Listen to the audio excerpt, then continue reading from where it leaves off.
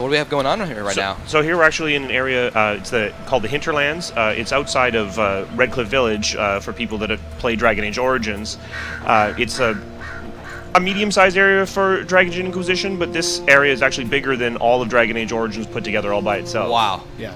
In fact, basically everywhere you can see here, you can head to, you can climb. We've opened up a lot of movement as well. You can jump now to go over, obstacles to kind of make your way up and down You hills. can jump now. Yeah. Whoa. Yeah. I know, Revolution. Yeah, no, I'm surprised by that. But no, I mean, we haven't done that before. And when we said, we want to have areas that are more vertical, areas that you can interact with. Right now, we're looking at a cool kind of mechanic that has you kind of hunting around the area, looking for lost artifacts. So is that what a shard is? Is Yeah, that a shard spotted? yeah. All right, In cool. fact, bad guys have kind of been here ahead of us and started setting these up in these like clandestine locations. So you're taking advantage almost of the bad guy tech. Though I don't think we're going to talk too much about the bad guys. Yeah. So what's my incentive to go and explore, on these hills? Like, well, why am I going? Like, why should I deviate off the path on my quest to go where I'm going next? So the thing we wanted to make sure is that when you're out in the world, that it's all purposeful. So ultimately, everything you're doing is either designed to strengthen you and your party, so you're getting crafting materials to build better weapons, better armor, or you're doing things that actually strengthen the Inquisition. You're doing things like closing fade rifts, which increases the renown and the reach of the Inquisition. You're helping citizens or freeing people that can actually come and reinforce your Inquisition. That's really one of the core tenets of Dragon Age Inquisition, is that you're the leader of an organization. This allows you to do things you couldn't do as an individual. Right. So what are the benefits to me for making my Inquisition more influential, stronger? What impact does that have on the game? There's a few really key benefits. The first one is that it's really the mechanic by which you decide where the story goes next. Right. Rather than the story will go here, then here, then here. It's kind of like our older games. The story rewarded you with more story. Right. We wanted to break that up and say, look. We're setting a goal for you. You want to lay siege to this fortress, or you want to, get your way into this fancy Orlesian ball. Well, you need to be influential enough to kind of maneuver the politics, or to build up your siege weapon, that kind of stuff. And so, adventuring now kind of earns you a currency of power that you can then choose how you spend and what objective you want to pursue next. That's great. It's not battle power; it's politics also, and becoming influential there. That's Absolutely. amazing. So, this horse. I mean. Are horses the only thing you can ride? Are there any other mounts? So we definitely have a multitude of different mounts, not just horses. Things like lizardy creatures and that sort of thing. You collect them in the world, and they'll give you different perks as you're riding around the space. Yeah, and really the horse is there to get you through spaces you've been through before. One of the things we aren't doing is scaling enemy creatures or anything like that. They're not like, oh, it suddenly gets way tougher. When you come back to a space, if it was relatively easy, then it will still be so. More likely, though, is that you'll have been there, established camps, started influencing the area. You'll start seeing your banners flying and your men patrolling the roads rather than it just being like a static locale. So conversely, I could venture somewhere and face something incredibly strong, I'm not ready for this, I'm going to try anyway and get my ass kicked. Speaking of something incredibly strong, here's one. Oh, is that a dragon we see? That was a completely non-timed, non-technical. Well done. You just led me right in there. There we go. Yeah, so we've reworked dragons from the ground up. It's in the name, so we thought it would be worthwhile. The big thing is now, rather than targeting just a dragon like a giant circle, you now actually target individual limbs, and they're so big you can get into them, under them, fight through, pin them down. And one thing you'll see in this fight is, as it progresses, we're actually going to damage one of the limbs, and the dragon will start limping. And as it lands, it'll fall over, meaning you can pin it down, really go to town with your Could I, knock off a wing, or hurt the wing so it doesn't kind of fly above me? That's really cool. That's right. Yeah, you can really target the individual parts to your advantage. Yeah, and a big part of that is really the teamwork, right? So I mean, we're going for that same feel you get when you team up to take down a big creature in an online game, that kind of thing. But again.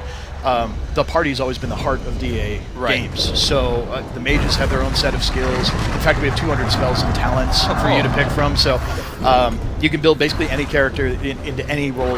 That's way more than previous Dragon Age games, right? I mean, I'm not surprised. There's a lot more upgrades, talent trees, you name it.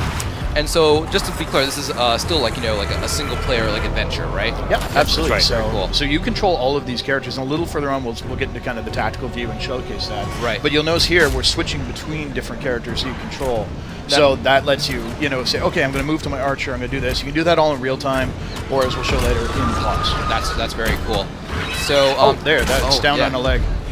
poor dragon. How many dragons? Like, how many different dragons are there? Can you tell me, or is like, are there like a wide variety? Or there's different types, different breeds. They look different. They're all in different areas. They're all basically apex predators, so they're really, really tough encounters. They're basically designed for endgame, but they drop incredible loot and crafting materials. And with dragon stuff, you can kind of make the best stuff in the game. Oh, that's so. If I encounter a dragon, can I get away, or am I just like stuck? You can. I can. At any time you can disengage. Yeah, we really want to make sure because the game isn't auto balancing to you. You want to make sure that if you're engaging into a combat that you aren't ready for, that you can get the hell out of there. Very cool. How about the save system? Can I like save whenever I want? Can I like see spot dragon, save it, go encounter like, all right, well let's like let me. I mean, I might not even need to do that, right? Yeah. Yeah, you can save anywhere. Pretty true to the games we've had previously. Yeah, chat's going wild, by the way. I'm just saying. Oh yeah, that's good. So here we're actually a little bit further on. We're actually in Redcliffe Castle. You can see the Fade Rift, which is basically the thing that's threatening the world there up in the sky. The world of demons kind of leaking into this part of the world. Yeah. And how does the Inquisition play into that? Is Inquisition trying to like do like a power play, like take care of this and then like take over everything? Like what's the? Can you tell me a little bit more about like the starting story? Yeah, well, the Inquisition is actually founded kind of in opposition to everyone's wishes. Right. There's a lot of groups that see this giant cataclysm happen, and their response is to go, well, we need to make a decision and form a committee to have a, they don't do anything. And so when we sat down to build Inquisition, one of the things we talked about with the team is, what if instead of like joining the rebels or joining the Jedi, what if you started it? Right? What if you were the beginning of that? So you were there from day one and you kind of grew your own kind of power and grew into the role of Inquisitor.